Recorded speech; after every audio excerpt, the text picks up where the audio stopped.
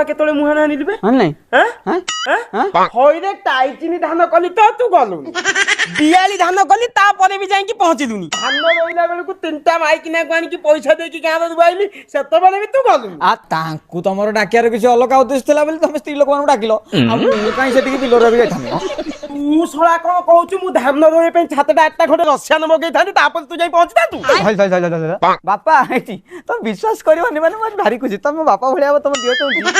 ଯେତିକି କରିଦେଇଥାନ୍ତ 8ଟା ଖଣ୍ଡେ ରସିଆନ ଡାକି ଦେଇକି ବିଲ ରୋଇବାକୁ ଡାକି ଦେଇଥାନ୍ତ ମୁଁ ଆଉ ଚାଲିକି ବିଲ ଠିକ ଯାଇନଥାନ୍ତି ଆଉ ଟୋଟାଲ ଆଉ ତ ଚାଲିକି ନୁହଁ ଆଉ କେନ୍ ଯାଇଥାନ୍ତା ଗୋଟେ ଫେଜର ଧରିଥାନ୍ତି ତାଙ୍କ ପାଇଁ ଗୋଟେ ବିଜର ନେଇଥାନ୍ତି ହଁ ସିଏ କାକୁଡି ଖାଇଥାନ୍ତେ ମୁଁ ଗାଜର ଖାଇଥାନ୍ତି ଗାଜର ଖାଇଥାନ୍ତ ନାଇଁ ଗାଜର ନା ଦେଖୁଛ ଏଠି ଶାନ୍ତି ଦେଖୁଛ ତମ ଗୁଣମତ ପୁଅ କଣ